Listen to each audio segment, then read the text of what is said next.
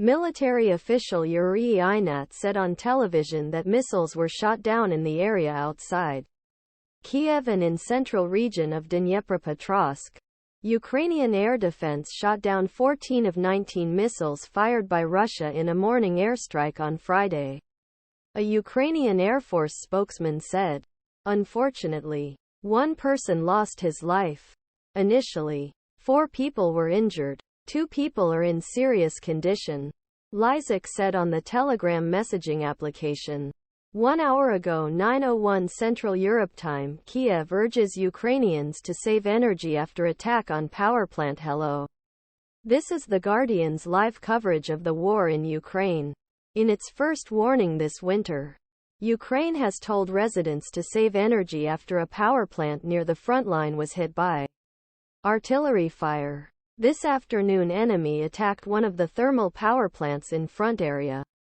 The equipment was severely damaged by the shelling, the Energy Ministry said on Thursday.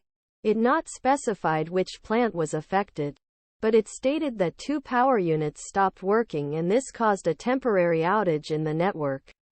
The Ministry of Energy calls on consumers to support energy engineers by consuming electricity reasonably and economically, especially during peak load hours, he said.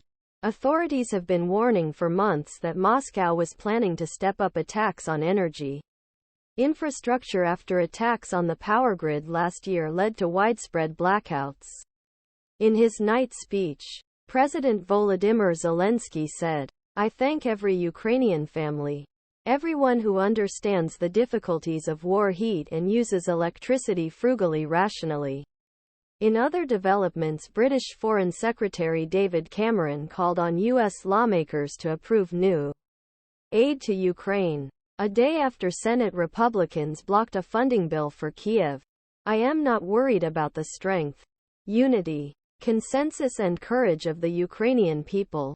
I am worried that we won't be able to do what we need to do," Cameron said in his speech at the Aspen Security Forum in the U.S. Capitol. The Biden administration is considering leaving behind new restrictions on who can seek asylum and an expanded deportation process in order to provide new aid to Ukraine and Israel with an additional funding bill, a source familiar with the discussions told. The White House and Congress are racing to reach a deal that would provide military aid to 2 allied nations while deterring illegal immigration across the U.S.-Mexico border with just a week before lawmakers depart for the Christmas holiday. French President Emmanuel Macron met with Hungarian Prime Minister Viktor Orban in a bid to end impasse ahead of the EU summit, after Hungarian leader threatened to block Ukraine's accession talks. Ukraine has started using train platforms to bypass the border blockade imposed by Polish truck drivers.